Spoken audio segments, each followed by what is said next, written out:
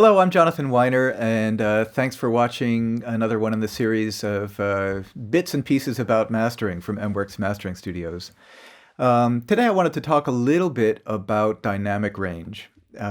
We've got an annual event that's coming up again called Dynamic Range Day. And the purpose of Dynamic Range Day, I think, is to bring wider awareness to the loudness wars phenomenon. And if you want to find out more about what the loudness wars means, there are lots and lots of resources out there that you can read about the loudness wars and read about people complaining about records being too loud or so on. But one of the things I wanted to highlight, and something that I think gets lost in the conversation, is an understanding of what loud means and also what goes into making a record sound loud, and not only loud, but good and loud.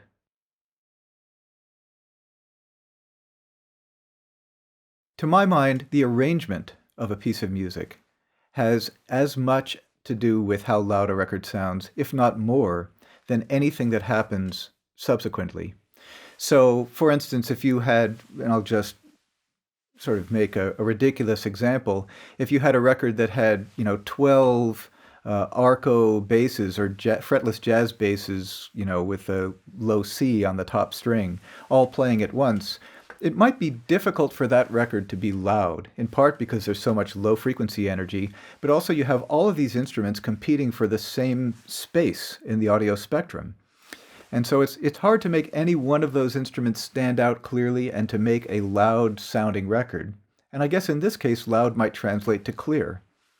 So if you had a recording where you had too many instruments in a chorus in a song competing because they're all voiced in the same part of the mid-range, it's hard to make that record sound good and loud.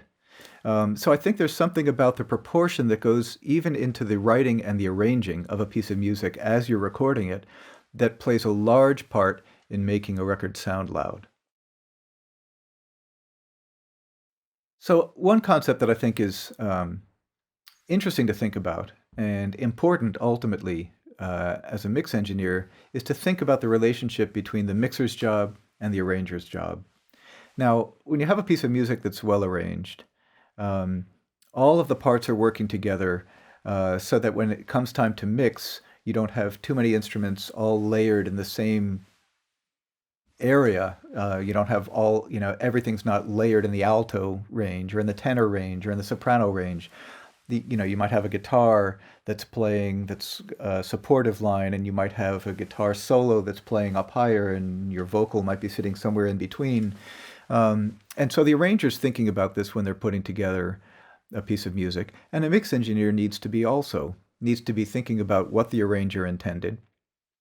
If in their estimation, maybe in collaboration with an arranger, maybe not, they feel like there's some competition as a result of how a song has been arranged and therefore recorded, a mixer might actually decide to turn off certain tracks to make the arrangement work better and to make the whole mix sound clearer and the whole music be more effective.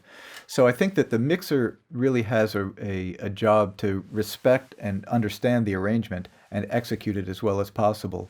And if everything's in good proportion, I think it's going to send you on your way to making something sound good and clear and ultimately make a better sounding loud record.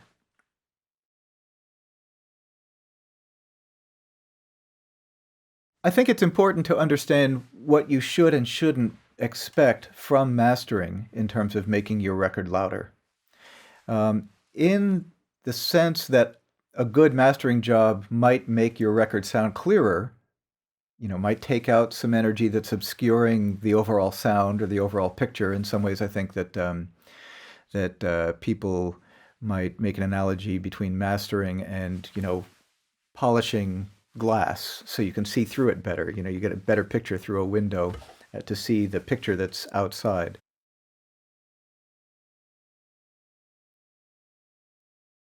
What our mastering engineer can't do is control the dynamic range, and this probably seems obvious, but control the dynamic range of individual elements in a mix without affecting other elements in the mix.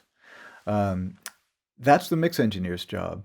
And My experience has been that the mixes that come out sounding best and loud at the same time are mixes where the mix engineer has done an excellent job controlling the dynamics of individual elements in the mix. So the vocal is always sitting where they want it to be sitting. The mix isn't a victim of, some kind of wild dynamic range swings in a record.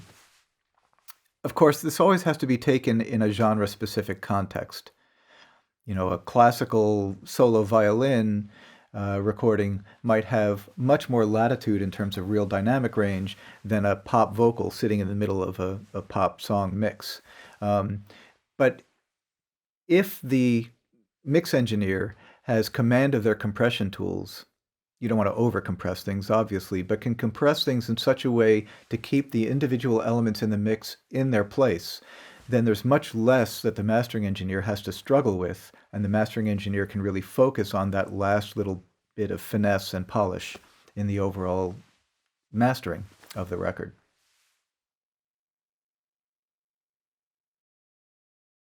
For those of you that never had a chance to work on an old analog console, or a new analog console for that matter, or a tape machine, or really anything that was equipped with a VU meter, it's worth sitting down and thinking for a moment about the fact that we have a couple of different concepts that we use to describe the volume of a mix.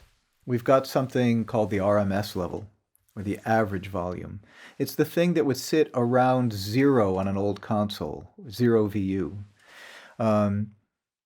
What 0 VU was the place where the music would mostly sit, where your mix would mostly sit, and there was some headroom available. It was possible for the mix to get louder.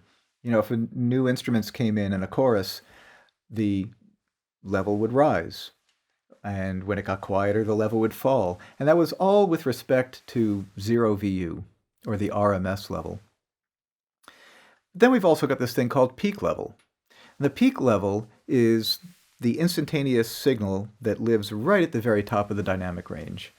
And it's very important to understand where your peak level is, because if the peak level gets too hot, that's the thing that crosses into distortion. When you look at a digital meter,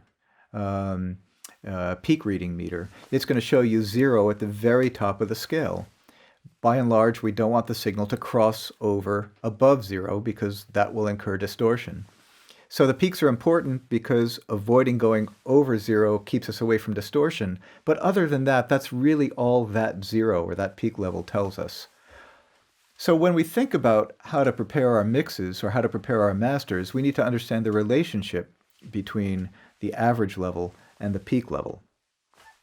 And this is something that mastering engineers come to understand when they spend a lot of time looking at their meters, which can show them average level and peak level simultaneously, and also noticing how that translates to the sound or the sound pressure level, the amount of signal coming from their speakers. And you start to develop a vocabulary, a relationship between average level, peak level, and what comes from the speakers. And when that relationship is set up properly, then the RMS level is loud enough so that the signal doesn't fall so far down that you end up with a noisy recording or something that sounds really quiet compared to somebody else's. But it doesn't get so loud that you go into distortion. And so that's really one of the things that the mastering engineer needs to pay attention to, needs to know how to do, and where to set that RMS level so that ultimately when the thing goes out into the world, to the consumer, out to broadcast, terrestrial broadcast, or to iTunes or whatever, that level is set properly.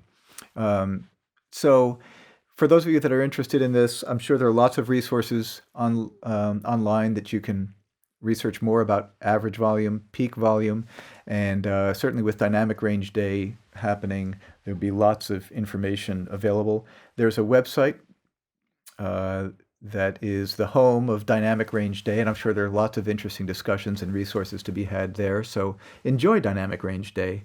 But really the main point that I want to make, or that I want to add to the discussion about Dynamic Range Day, is that it's not just about peak limiters. It's not just about RMS level. It's about thinking about the music and the arranging and the mixing and making something that sounds good so that ultimately it can be good and as loud as it needs to be, whatever that means.